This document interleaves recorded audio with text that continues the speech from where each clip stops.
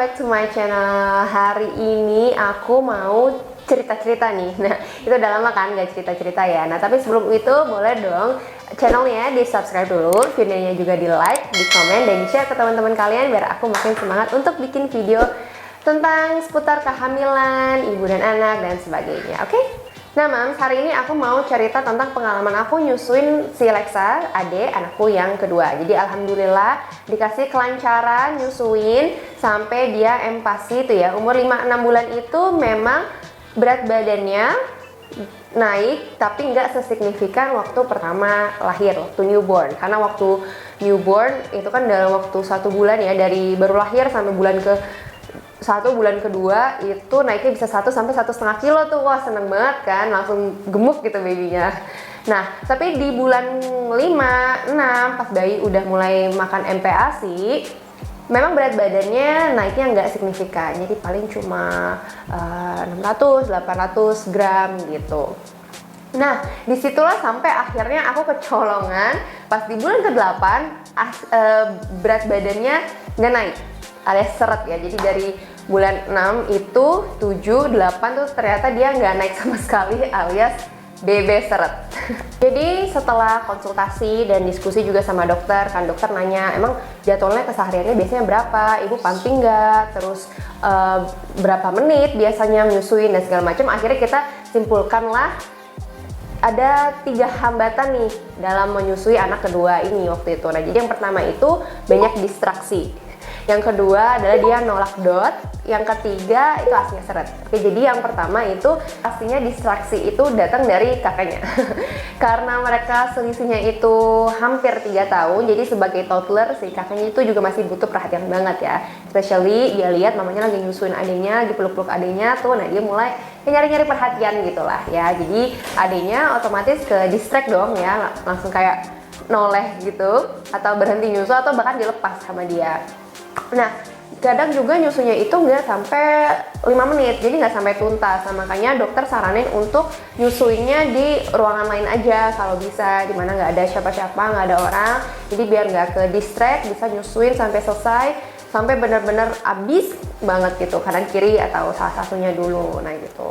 Nah, yang kedua, bayiku tuh nolak DOT awalnya. Jadi ini cukup tricky sih, karena aku harus cari botol DOT yang benar-benar cocok sama dia. Ini juga challenge buat bayi yang dari awalnya tuh udah kenal DBF ya, atau menyusui langsung.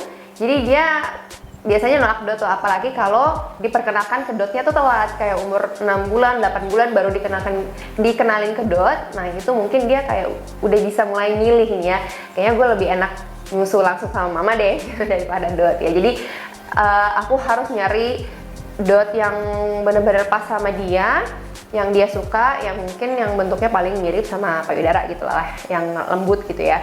Nah, jadi kebetulan juga aku pada saat itu banyak kegiatan di luar rumah, terutama juga nganterin kakak sekolah. Jadi aku nyiapin ASI perah buat dia dipanasin ke DOT gitu. Jadi itu salah satu hambatan juga lah, waktu itu dia sempat nggak mau DOT ya, jadi nangis-nangis, terus ya udah ditidurinnya sambil digendong aja gitu, dan baru mau nyusu setelah aku pulang. Jadi nunggu aku pulang dulu, dan akhirnya mungkin itu juga sih yang menyebabkan berat badannya kurang juga waktu itu. Yang ketiga, asinya seret. Nah, entah kenapa, mungkin karena hambatan-hambatan yang udah aku bahas tadi, di anak kedua ini asinya nggak seluber-luber kayak dulu waktu si kakak anak pertama ya.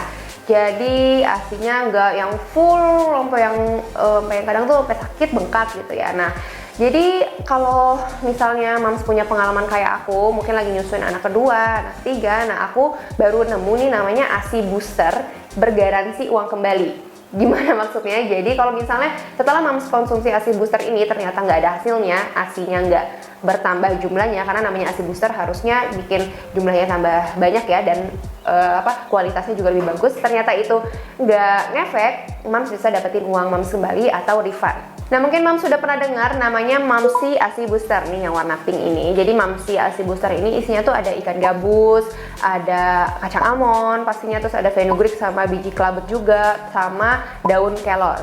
Nah, 4 bahan ini itu udah terkenal banget ya, pasti Mam sudah tahu deh kalau emang dibutuhkan untuk ibu menyusui, dibutuhkan untuk meningkatkan jumlah ASI sampai ke untuk menjaga kesehatan jantung bayi. Nah, nanti manfaatnya akan aku jabarin ke sini karena masing-masing bahan itu punya manfaatnya masing-masing. Nah, sebenarnya kenapa sih ibu menyusui itu perlu untuk mengkonsumsi ASI booster? Jadi menurutku pribadi, pengalaman nyusuin anak kedua dimana sambil ngurusin kakaknya juga yang toddler itu cukup menguras tenaga ya dan mental juga. Jadi kalau ibu menyusui itu udah kecapean, itu pasti ngaruh ke suplai ASI-nya. Itu aku udah ngalamin sendiri, dimana kalau misalnya aku lagi capek banget, lagi sering keluar rumah, lagi banyak banget yang dikerjain, itu pasti berasa deh suplainya tuh nggak sebanyak biasanya ya, nggak sepenuh biasanya. Nah, jadi pertama Mams butuh konsumsi ASI booster itu kenapa? Biar yang pastinya kuantitasnya bertambah, terus juga kualitasnya jadi lebih bagus, terus juga bisa menambah ya, mensupport nutrisi ibu menyusui tadi karena banyak vitaminnya juga yang bermanfaat buat kita. Sama si kayak contohnya si ikan gabus tadi, nah itu bisa bantu untuk mempercepat penyembuhan luka pasca melahirkan, mau itu sesar atau normal, kan namanya badan kita habis melahirkan pasti banyak yang luka-luka lah di dalam itu ya, jadi perlu suatu zat untuk bantu pemulihannya biar cepat recovery-nya.